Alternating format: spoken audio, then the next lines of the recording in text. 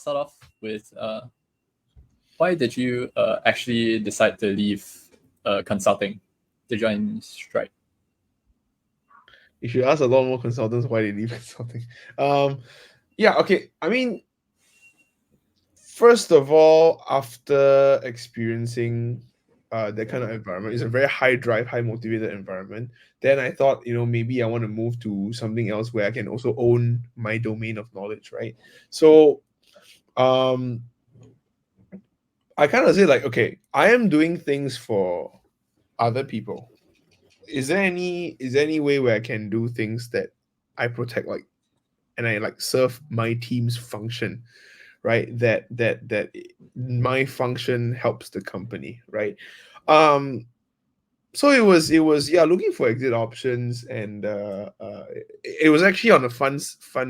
It wasn't like there's no like immense hate or something, because I was on like one of the fun projects that I really liked, and then I was also looking for exit options at the same time, and lo and behold, I got to know Stripe, because um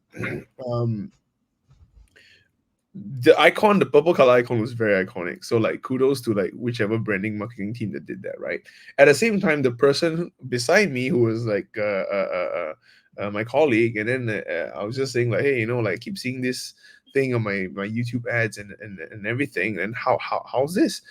Then a person said that, I actually have a friend in Stripe. Do you want to link up and speak to the person? Yeah, person became my referral, and yeah, many rounds later, I entered Stripe, right?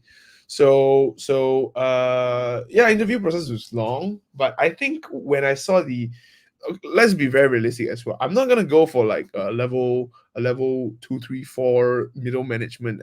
I only had one and a half years of experience. I really don't mind, even it's a fresh grad job, right? So Mm. yeah, operations came in. I'm like, hey, years of experience and the job scope seems handleable. And I know Stripe is going to be a very fast-paced organization as well, because it's not really a startup, but it's like a big company that's running on like a startup. So there's a Yeah. lot of things to initiate and a lot of things to fix. Didn't know about the brand of Stripe, but let's just go.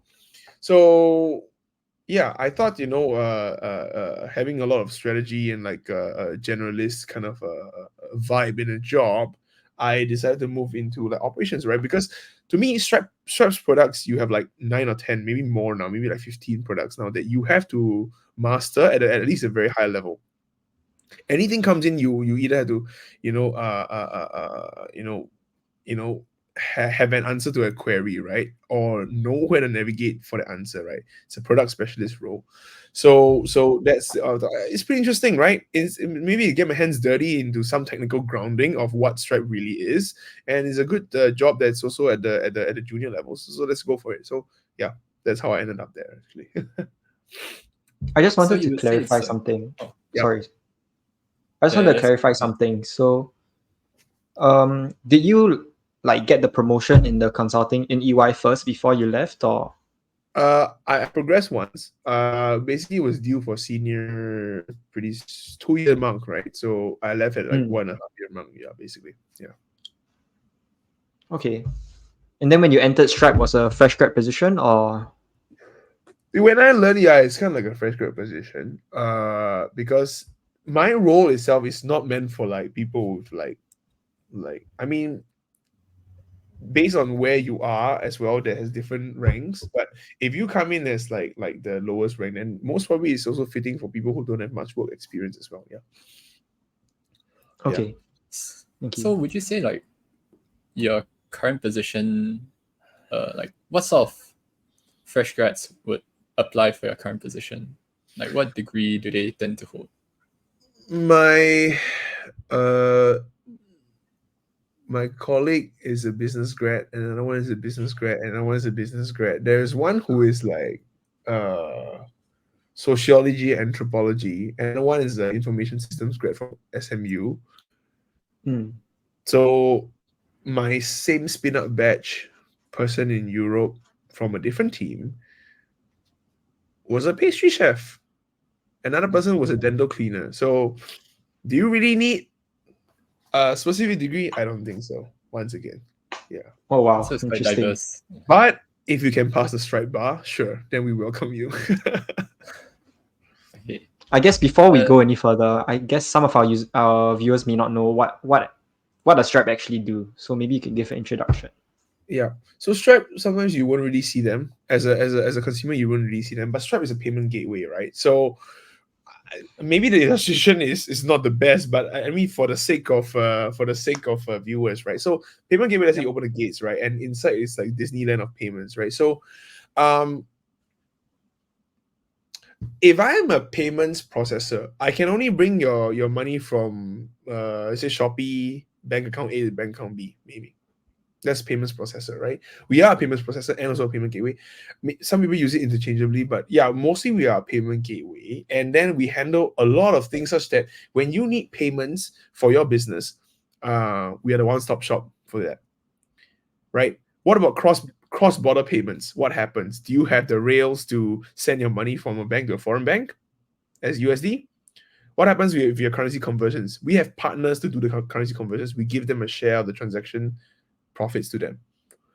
We also partner with like MasterCard, Visa, or JCB, whatever cards, so that when you sign up with us, we already support all the cards. Right? Imagine you sign up with me and I say, oh, sorry, I don't accept I don't process anything other than Visa. Then you probably won't want to sign with me to move your money, right?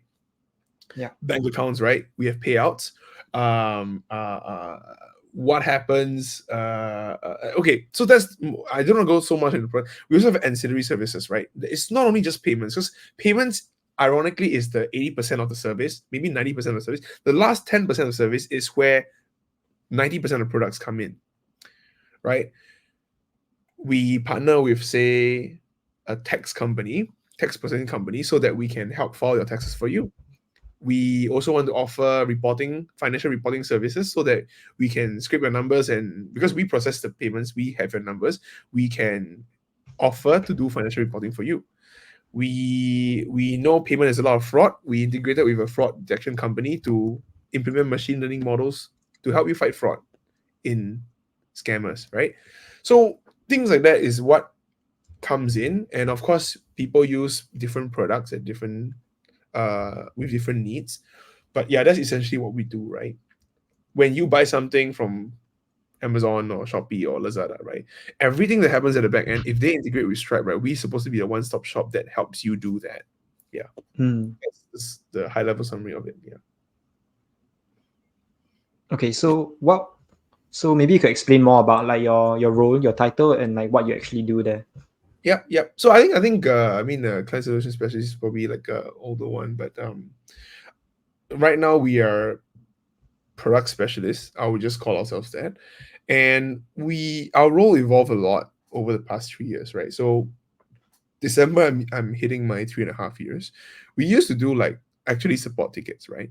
But to me, support tickets are like, oh, you're gonna keep answering questions to users, and that's your day job.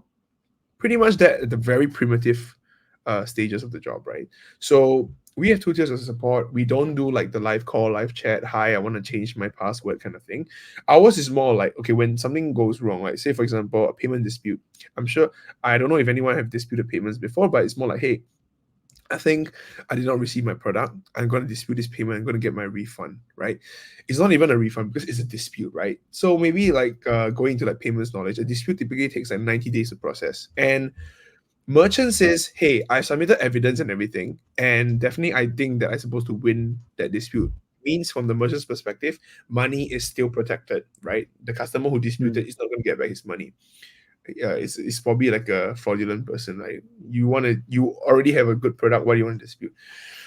They will write in like tougher queries like, hey, I think like it's been a long time. Can you tell me why the decision on dispute is not being pushed? Right. I submitted evidence. This is my evidence. You can go inside the information on the dashboard to see that I've uploaded it. It's been 90 days. You guys say on your document it's 90 days, but the dispute is still pending. Can you help me do it? We have the permissions to actually push through some actions. Some of the things that we might need extra visibility from the engineering team. For example, disputes engineering team, there might be some bug. We also have the permissions and prerogative to actually reach out to them, right? So it's usually a more complex version of like support. Because every time people think of company support, it's like, hey, I want to change my hotel booking, right? So that's customer support, right? But this is a more in-depth version of support, and also our role has evolved because even this level of support, we have other colleagues to handle this portion, and we are moving into like value-added projects. So what are value-added projects, right? For example, I handle the enterprise client teams, probably only the top 144 clients or 140 something clients in the Stripe.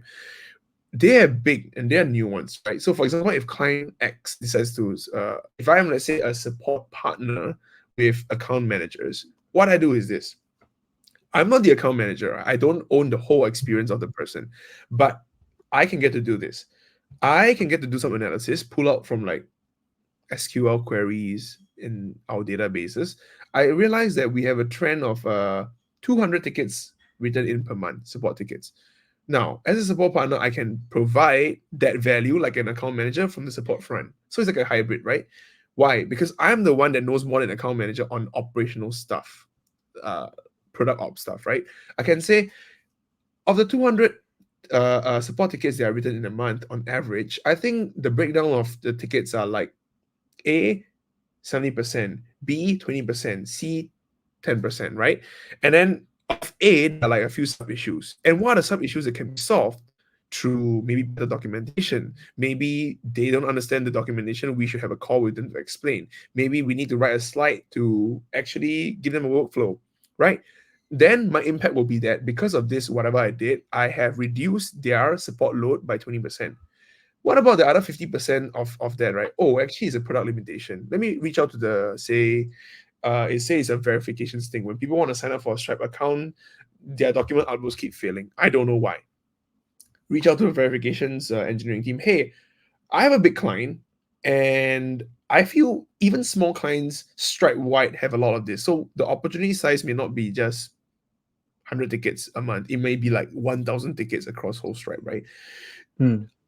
Based on what I learned from verification, I feel that we can improve this portion, right? You give them warning signs to tell them what's wrong with the document, but the warning signs are only understandable from internal Stripes.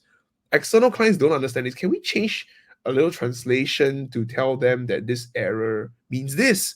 So that they can change it and don't have to write into us. Save their time, save our time. We can scale with more clients without hiring more people. We save costs, right? So these are the kind of things that we do. Are we really called support specialists? I don't really know, but that's why we are moving towards a more evolutionary role of this thing, which is more of like a program manager role.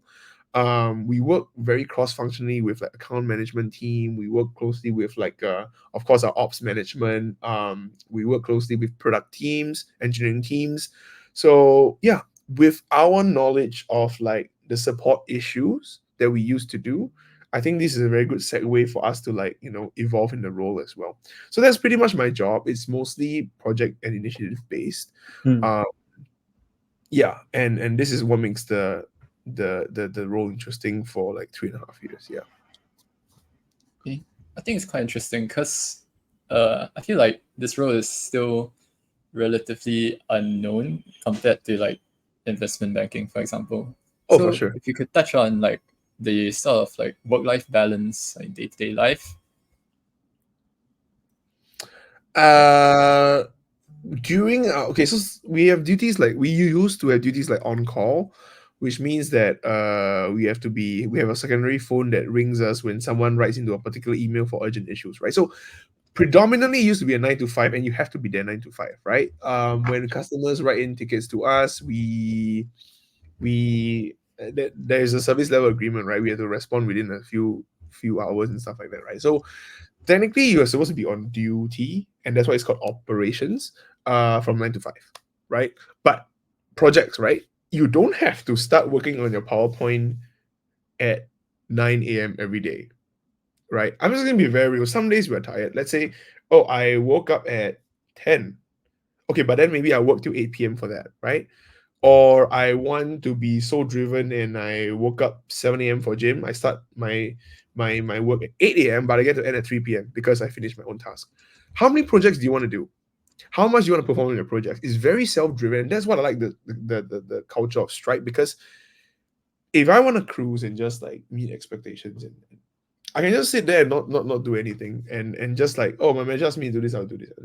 But if you want to act like perform better, you want to actually push yourself to see how much you can do, then take on more responsibilities, right? Come up with your own projects, right? Like some of the projects that I come up with is because I see them as an ops specialist. I think of value added propositions, suggest it to my managers, suggest it to teams. This is where social network comes in very well, right? Because if you know the engineers, they are likely to have a look.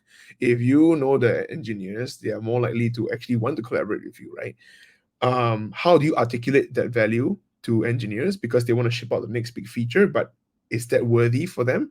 These are the kind of things that it's really autonomous and independent, and we work globally.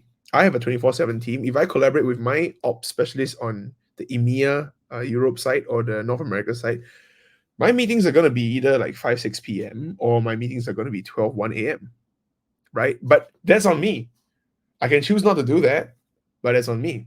If I know the product manager for a certain product is only in the US, but I have very good chats async. You reply at night, I'll reply in the morning and stuff like that. And we are supposed to have a call for a discussion. Do you think I'll tell him to, I'm sorry, I don't work at midnight? I don't think so. You'll be so sure I will be setting up a meeting at like 12:30 a.m. But it's fine because I get to control my time, right? Because say for example, why do people say hey, you're in Singapore, like, are you sure? Are you sure? Okay, firstly, I don't sleep that early. So, I mean, for early sleepers, it might be a bit of a problem. But for me, it's like, okay, say if I sleep at like, say, 2 a.m., right? And I'm more awake at night than in the morning, right? So I say, hey, since North America, it's you guys 9 a.m. when it's my 1 a.m., I don't mind having a call at 12:30. Then you guys wake up 8:30. If not, okay, fine, I'll do it at 1 a.m., right? Versus I have to wake up at like 8 a.m. in the morning. Maybe I'm not an early riser, right? Then I just don't do it. Then they say, oh no, maybe okay, no, I can wake up. Or let's say Europe, right? Europe works from Singapore's 5 p.m. to 1 a.m. That's the shift before. No, let's not have it at like 11 p.m. Like I'm gonna have it like 8:30.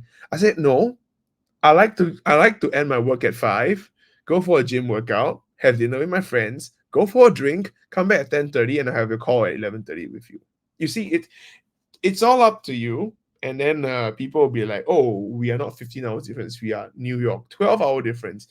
Your 9 a.m. is my 9 p.m. Fine, sure, vice versa, right? Let's swap, right? You're a late sleeper, I'm a late sleeper. I have had calls where every 2 weeks we switch to 9 a.m. and 9 p.m. So it's really independent working in Stripe, I feel, because we are definitely not a startup, but our work streams are kind of startup-ish in a very big company. So it's like a hybrid startup, right? We are 8,000 people strong, but startup work stream because many new teams are killed, many new teams are formed, reorgs happen. Yeah. So that's kind of like my life in Stripe actually. Okay. Would you say like since you moved from managing consulting, Yeah, management consulting, yeah. that the work-life balance has sort of like improved or like changed in some way? Uh I've had harsh days in Stripe, on project days, but short answer, yes. Right? It's not consulting. Like different tiers of banking, it's just not investment banking crazy, right? So yeah, short answer, yes. And it's also a lot of control of my time. Uh, so if I say I work at 1 a.m., is it crazy if I ended work at 5 and came back at 1? Right? So some people may say, oh, but you have to work at 1 because some of your teammates are in US. Stripe, let's just put it, is a US company. A lot of teams are only in US. Then you end up having to do this. But if I'm a management consultant, I work 12 hours a day, by end at 9 p.m. and that's it. I have dinner when I'm doing my slides. But I never had 1 a.m. calls because everyone's in Singapore. So depends on what you want. But I'm pretty sure most of my friends will agree with me that, yeah, my work-life balance is drastically improved. Yeah. That's good. That's good. So do you have like any plans on converting to the US office or? I mean, there's pretty much like social decisions, right? Like Hmm. more like working in the US. Like you can ask someone that, right? Will you work in the US? It's kind of like that, like based on your life stage, who you have here in Singapore and everything. I think that kind of influences more. And I still think that, Singapore opportunity, of course, right? Small office, lesser job opportunities and everything. But I think it's still going okay with my opportunities in Singapore. So if either it's if it's US, I don't think it's the same role. I mean, I've been in this role for 3.5 years. Yeah, I mean, I don't have any plans to work in an overseas office for now. But yeah, that might change sometime down the road. Yeah. So is your job scope like really more of like working towards becoming a project manager, Yeah. My job scope, like or like currently. your, I guess your progression lah? What's it like in Stripe?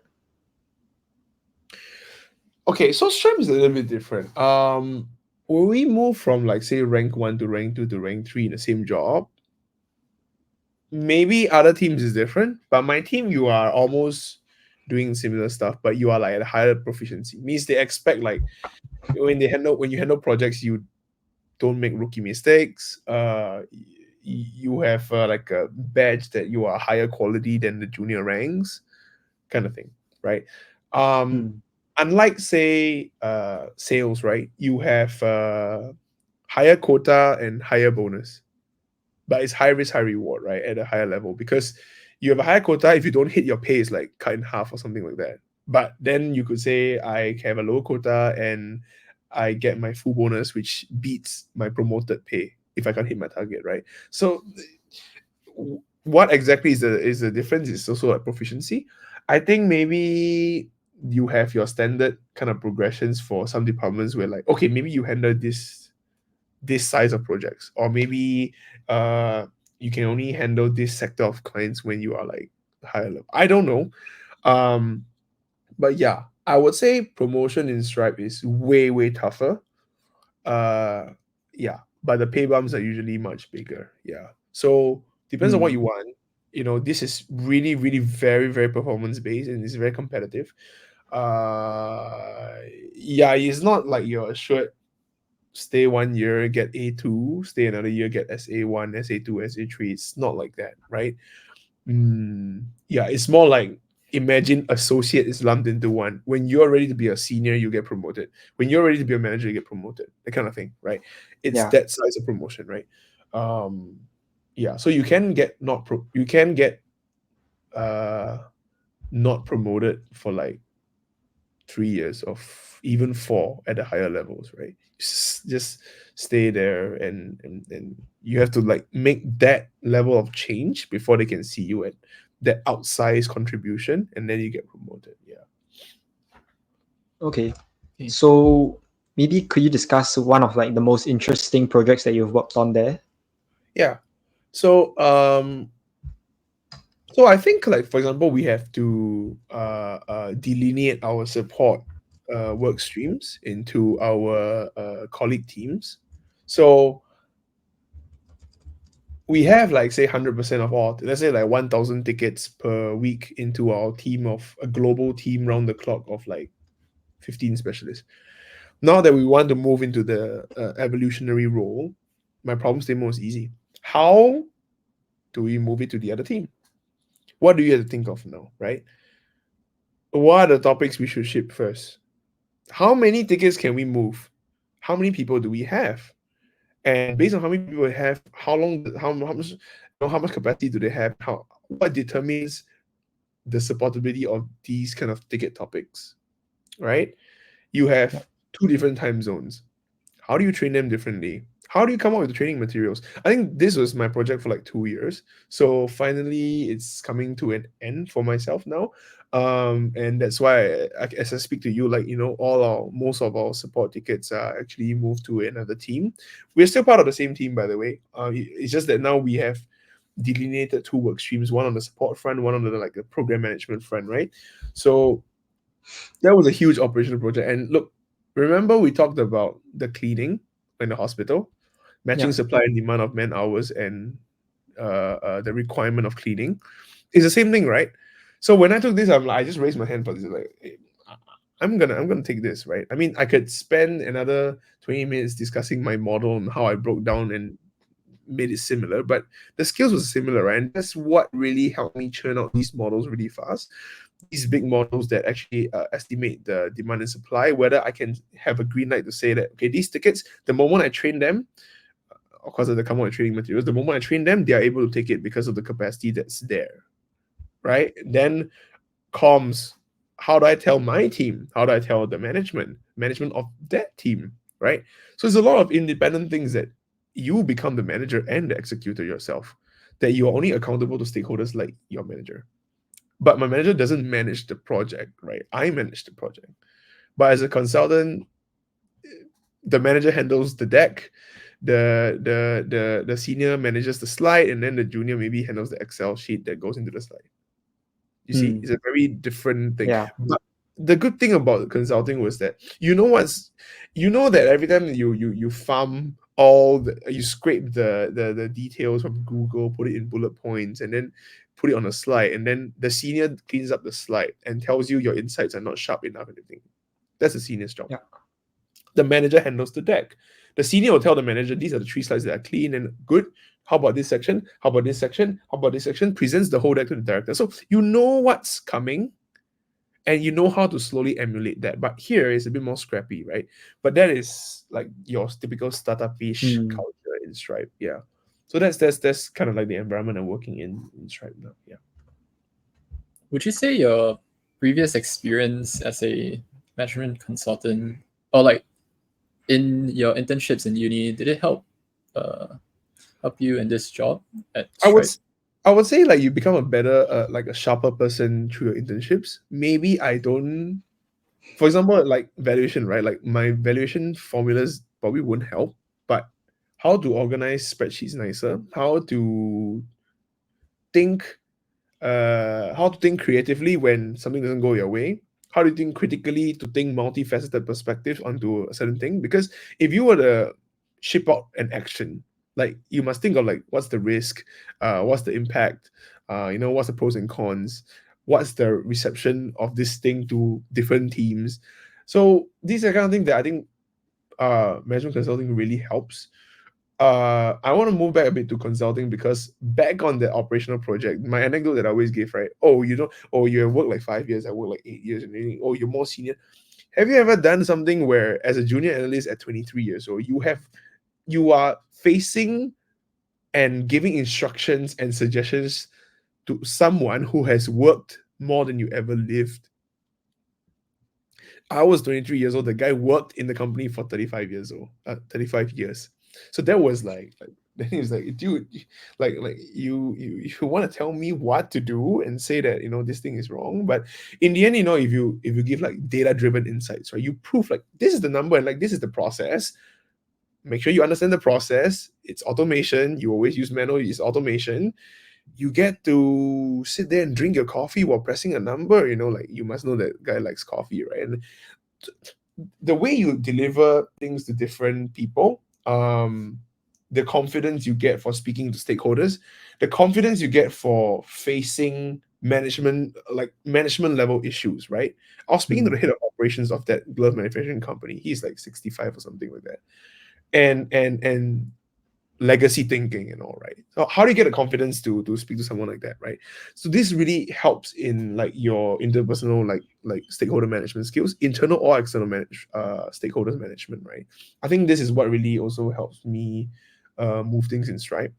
Of course you learn a lot along the way, right? Now you're the one like shipping your own emails. Okay, maybe your communication is not as good, your manager will tell you how you write an email better. It's a very different thing because now you're doing end to end, um so yeah, for sure, even the consulting experience helps me, even right from the beginning, right? The interview for Stripe, it was rigorous for sure, and the way you work with ambiguity and the level of detail in your answers, your interviews, that definitely helped me during the rounds as well. Yeah.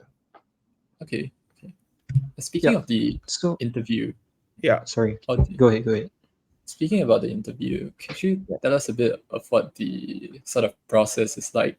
Is it like a one stage or like, yeah, For for Stripe? okay, so okay, don't no, okay, not for consulting. Okay, um, I took 3 months to interview for Stripe for a Three fresh months. grad. Wow.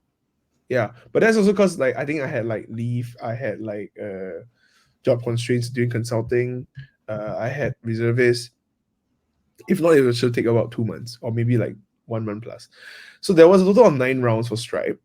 I mean, and when 9 rounds, I mean like recruiter screen. So there's simple hiring manager chat. There is like your written test, and then a couple of assessments. Right? Then you might have to speak with a top exec to make sure you're not a clown. You might have to speak with other people from other departments so that they make sure you're not a clown cross functionally. Yeah, so very rigorous. I mean, the funnel was real, and I did all this during consulting, so that's even harsher.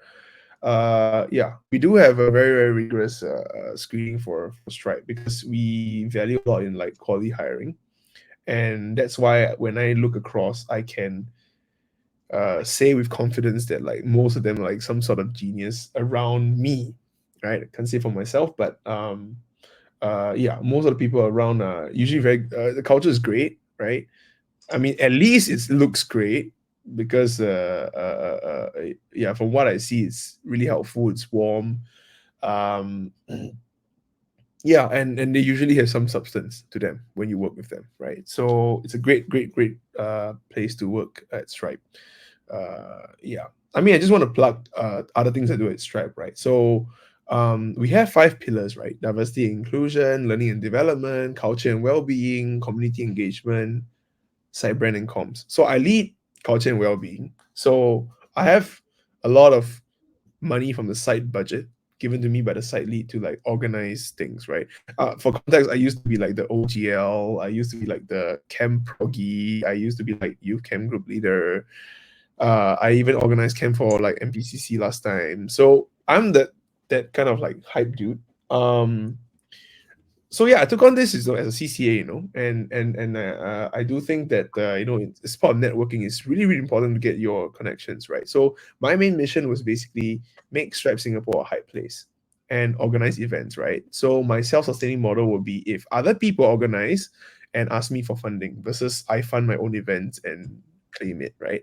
So yeah, things like this, you get to see like things outside of work happen, right? And I don't think you get something like that in the consulting firm as much, I would say. Yeah. So that keeps me going at Stripe as well. That makes the time here interesting. Yeah, I think the final part I wanted to ask about the interview portion would be, Yeah. it seems like the Stripe role seems more technical. So is there like any technical stuff that you had to prepare for? I thought it was very technical. Not saying that it's not, but the technical comes from knowing Stripe products, right? So it's ultimately still testing you on soft skills, right? I mean, I won't give you the questions, but it's more like if you're interviewing for a support role, if they give you a support question, you must be able to know how to answer it, right? You don't have to know, but all the Stripe documentation is online, right? So I prepared by reading almost all of it. I didn't mug it. I wrote notes on it. Maybe it was overkill, but yeah, we always like to use this word above and beyond, right? You have to go above and beyond and show you really mean it when you want to join Stripe. So when the question came, it was honestly pretty easy, but I'd rather be extremely over prepared rather than under prepared, right? So yeah, the assessments went through pretty smoothly, and yeah, that was 2021 already. Okay. Now for the important question again. Mhm. Can we ask about like the range of your salary currently, as well as Yeah, like the sort of progression you can expect? okay, progression I In said, right? You cannot get promoted in 4 years, right? And then Mm. every year increment is like what 3% or something like that. So manage your expectations. You're not gonna get like 10% every year. You're not gonna get that. But remember, I said associate is lumped into one, senior is lumped into one. So every promotion is your that big jump, right? I'll say as a junior fresh grad in Stripe, you can earn more than a consultant. Um, unless you're in some special consultant firm, but yeah, but you can range anywhere. Okay, so there's a few components, right? We have base pay in cash, then you have your annual assured bonus. Uh, is a percentage of your annual that is given to you every year and it will be multiplied by your performance. Then there is the equity portion, and then there is the performance equity portion, which is only given to you at the discretion of the manager, right? So the ranges can be really, really big, but I'll just give you like if you just met expectations and got some performance equity, you could be looking at like 100, or like maybe not 100, maybe like 90 to 120 for a fresh grad. Okay. Sorry, just to clarify, equity as in like shares in the company? Yeah. And that's what Okay. most tech firms do actually. I mean, for us, we are not listed, so it's restricted. It's RSUs, right? Yeah. Restricted stock units. So yeah. Okay. Yeah. So I think as a junior consultant and junior analyst in Stripe, I think in Stripe you earn a little bit more actually. But when you have linear progression, that's when it catches up. Unless you are a genius in Stripe that promotes crazily, you will catch up as a management consultant somewhere like 5 years down the road. But 5 years down the road in Stripe, you should be able to get your one or two leap and bounds, right? So it won't be that bad. But I'll say on balance, yeah, it's pretty good in Stripe. Um, Also, there's a lot of interesting roles in Stripe, right? So as you network, as you progress, you get to see what other roles do, and then you are jumping to those roles that you see in action. But as a consultant, you come out strategy analyst, or you want to go into investment banking. It's kind of like box hole into that unless you want to switch out, right? So I'll say the tech point of view and like the perspective you get in the tech firm is really, really very interesting. I can only speak for Stripe, but yeah, I interact with a lot of senior people, and from very, very different departments, right? Partnerships, solution architecture, software engineering, account executive, customer success. You know, yeah, that to me is very, very eye opening, and it also leads me into knowing what I want to do next time, or as a next step. I can't be an ops specialist forever. So that's where you also get your mini internship kind of exposure based on like seeing what people do live. Yeah, that's what I have to say for Stripe. Yeah. So as you progress, like the ranks, maybe you could give us really a rough salary range as well as like the maybe if there's like a change in expectations in working hours or the kind of things that you're doing. Working hours, once again, I wouldn't put the expectation in working hours because it's really up to your own personal drive. You Hmm. might be given more things to do, and that's also based on manager, right? So I think Yeah. Stripe is really dependent on a lot of factors, right? For working hours, you can be better and taking more stuff, and then you work even shorter hours. I don't know. If let's say management, let's say you are managing teams, and then you are super good in management and you're not doing the groundwork. What if you end at 3 p.m. every day? I don't know. But some people hate it, and then you end at 10 p.m. every day because you can't manage, right? Pay range wise, as a bonus, you get maybe like a 30% pay bump every time you promote. Uh, but you may, as I said, right, you can really not get promoted and just get your Yeah. 3% increments every year. Yeah. So working towards the promotion is competitive, and yeah, but when you do get it, it's usually quite a big bonus. Yeah. So So how often are you guys work from home? we have a 50% policy actually. Oh, Oh, Oh, that's also I pretty want good. to I want to caveat that promotion thing, right? If you stay in a particular level for a very long time, there is a pay range, right? So if you move to the end of the pay range, then your pay bump might just be like 10%, by the way. So you wait like 4 years for the promotion, and then you just get a 10% pay bump. That's fine as well, because Oh, the pay range is like that and like that, for example, right? And then if you're at the end of one, then you jump to the other, then it won't be as much of a pay bump. But if you came in at a very super low pay of the previous rank, and then you are a genius, right? Then of course you will get a super pay bump, right? So yeah, yeah. that's the kind of thing. So just a caveat. If you are like pretty normal and you're somewhere normal in a range and you land up in the normal range of the next rank, it's maybe about 30%. Yeah. Because my friend had reported a 8% pay bump before. So yeah. Hmm. Okay, so I guess the final question we have is maybe some advice that you would give to someone who potentially wants to be a consultant or join Stripe. Reach out, honestly. I'll be happy to have a chat with whoever. Not live service, of course, but I have reached out to people, and people have reached out to me who have, some of them made friends with me as well. So I really cherish those connections. Yes, to all you out there, yeah, I think it was a good time. Um, if you so there's two things, right? In choosing to be a management consultant or to be a product specialist at Stripe, you must know the requirements of the role and work towards those kind of skill sets. Um, Always reach out to those who are in the role for better connections. Not everyone's going to answer you, by the way, right? If you reach out to me, I'm more of a people's person. I really don't mind, but reality strikes. Not everyone's going to answer you, because when I reach out, not everyone answers me.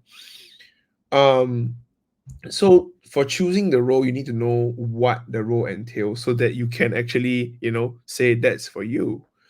But if you are also like not working yet, right? Continue speaking to like people from other industries, from other jobs, even in the same companies, to see what's really in it for them, right? So that's one.